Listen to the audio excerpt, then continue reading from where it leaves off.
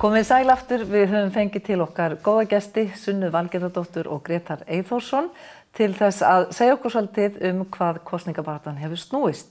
En við ætlum að byrja á því samt að heyra hvað kjósendur á Norðurlandi segja akkurat það. Sko, ég myndi nú að segja að það myndi þurft að vera meira til dæmis jafnrétti.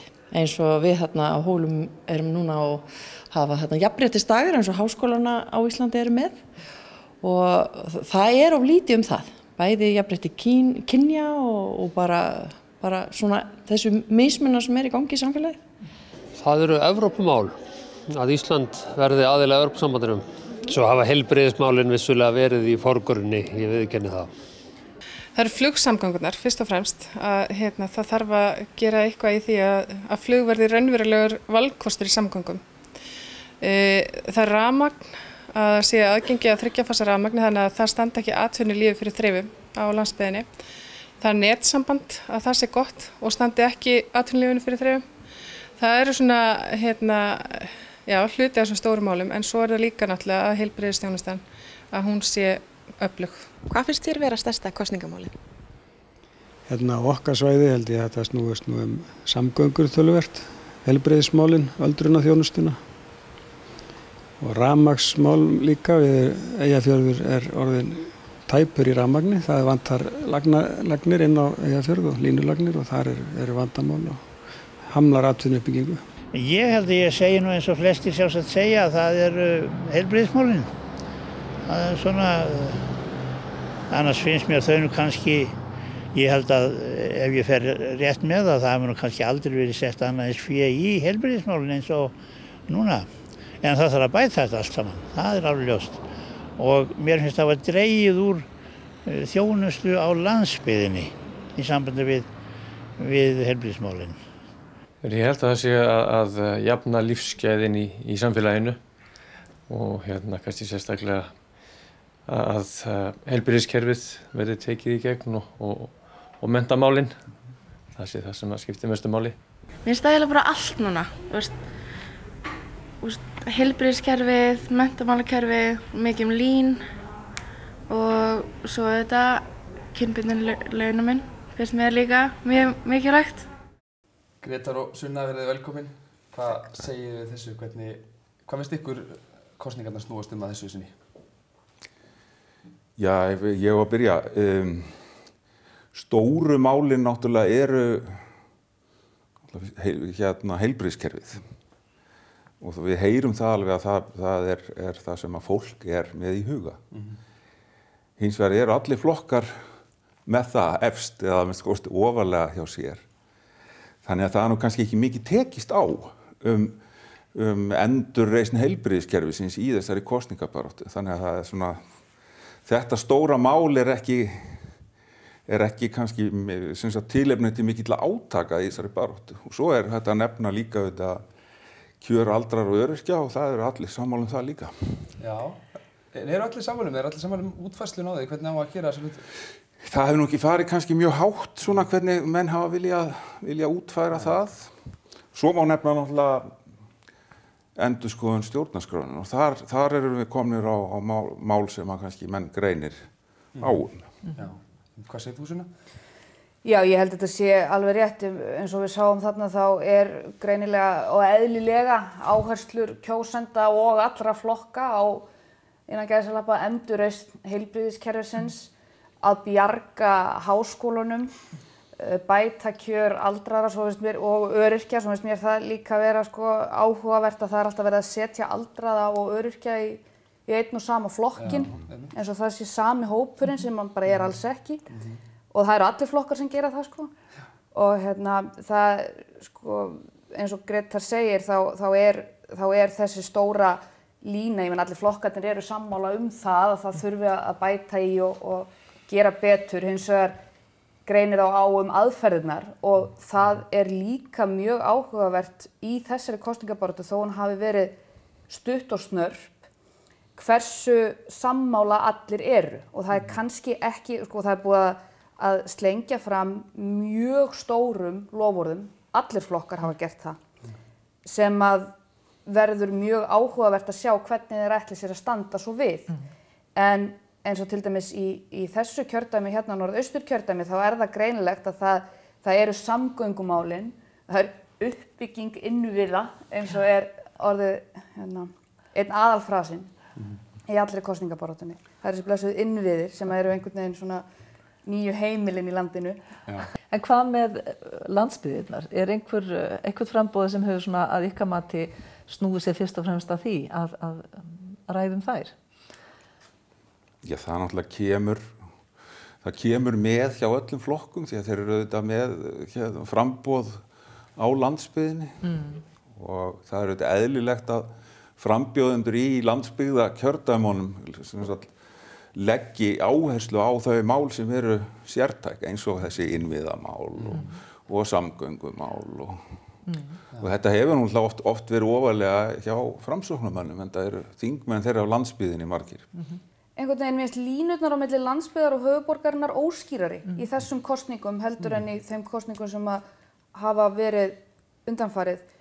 Eins og framsóknarflokkurinn lagði mikla áherslu fyrir síðustu kosningar að öfluga byggðastefnu að færa fleiri stofnanir út á land sem þeir svo stóðu við.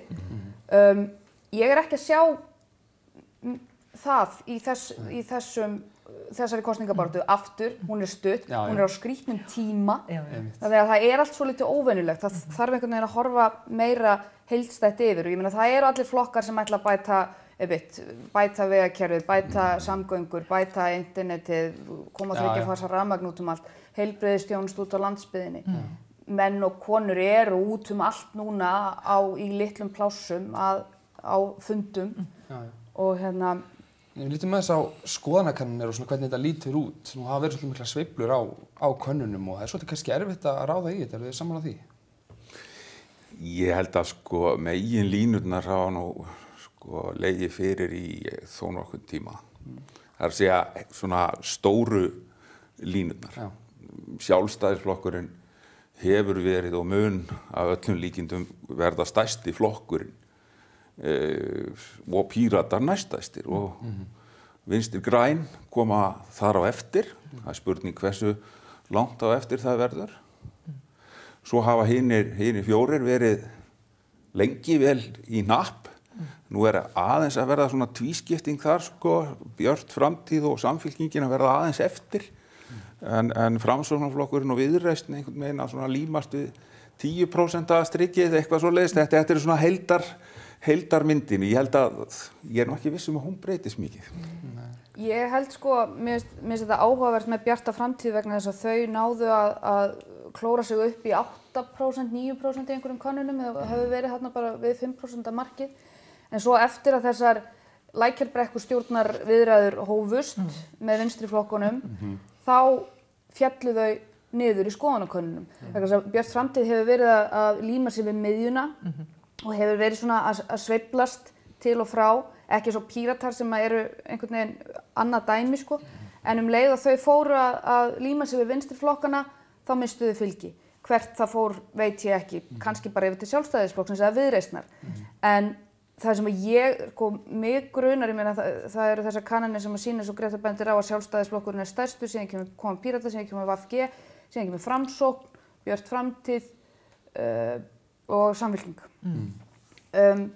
Ég held hins vegar að þetta, þó svo að þetta séu vissulega línurnar sem við erum að sjá í öllum þessum könnunum og það engin gigantísk stökk þarna inn á milli, já Viðreisn þarna inn á milli, einmitt. Ég held að þetta gæti breyst. Ég held að Framsóknarflokkurinn eigi eftir að fá meira fylgi, heldur en 10%.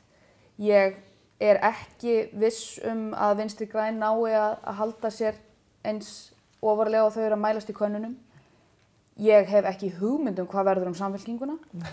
Það rosalega áhugavert. Þau eru að senda út núna svona á síðustu lokametrunum eru þau annars að senda út heróp og bara hjálparkall og hins vegar að búa til viðburði þar sem þau segja jæja, þetta fer allt saman einhvern veginn.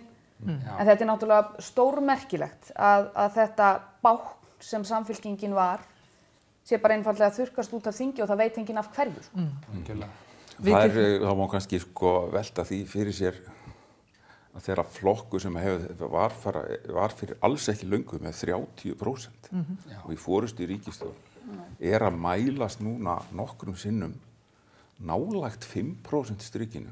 Og að koma úr stjórnarandstöðu núna, það ekki eins og það hefur að gera skandala í ríkisstjórn, heldur það ennþá meira sjokkerandi. Maður getur líka velt í fyrir sér í þessu samhengi hvort að flokkur sem að stendur þráttur allt á nokkuð gömlum merg einlega þá ég að tala merg sem eldri heldur en Samfylking að þegar að svona komið þá nú alveg spurning hvort að fái nú ekki einhverjir gamli kjósendur einhverjir stuðningsmenn sem ætluðu nú að fara hana fyrir hjartað og skoði hugsin upp á nýtt þegar nærdrifur en það ég ætla nú að tippa á það að þeir verði nú á endanum stærri en Björt framtíð en ég ætla nú ekki að fara út í tölunar.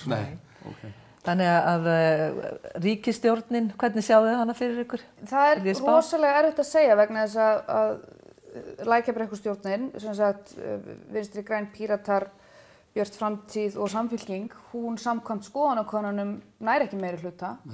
Þannig að þau þurfa aðkomu Viðreisnar til þess að mynda ríkisstjórn. Ég veit ekki hvort að þetta hafi verið sniðugt hjá þeim að gera þetta svona.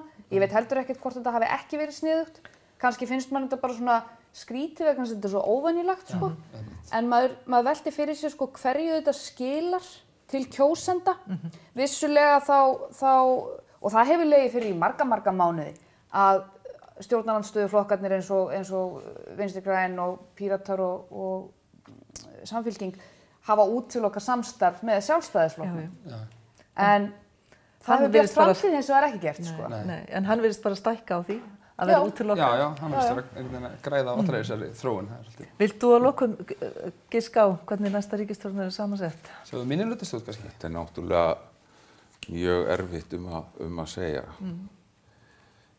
Það virðist nú verið eins og Píratarnir séu eitthvað að bakka með í stjórnarskrárendurskoðunni varðandi það að stytta kjörtímabilið til þess að mögulega liðka eitthvað fyrir. Það er hugsanlegt að þessi 4 flokkar geti mynda 4 flokka stjórn sem að stendur kannski svolítið veikt. Það er alveg hugsanlegt að þeir reyni þá stjórnarmyndun eða fá kannski 33 menn, eitthvað slíkt, en svo geta komið upp einhver vandræði við slíka stjórnarmyndun og þá náttúrulega stokkast þetta svolítið upp á nýtt og þá kannski gæti Sjálfstæðisflokkurinn komið til skjalana. Svo eru spurningamerki líka, er Framsóknarflokkurinn klofinn eða er hann ekki klofinn? Þetta eru endalaus spurningamerki. Já. Það séu bara ágætt lokaorð. Já, það er ómögulegt að segja til hvernig kosningarnar á morgun fara en eitt er ljóst að þessum þætti er ljúka að minnsta kosti. Hún verður ljúka, þetta búið að vera mjög skemmtilegt. Já. Og margsvísari. Já, verið það og margir áhugaverðir, allir skemmtilegir sem hafa verið hérna. Ekki spurning. En við komumst í miður ekki lengra í kvöld, við viljum bara hvetja allir að kjósa á morgun, ekki satt? Jú, það skiptir öllu máli. Það er náttúrulega þrátt fyrir allt við og allir sem hafa áhrif á það, hvernig þetta fer. Það er nú málið. Þökkum ykkur kærlega fyrir áhorfið í kvöld. Verið sæl.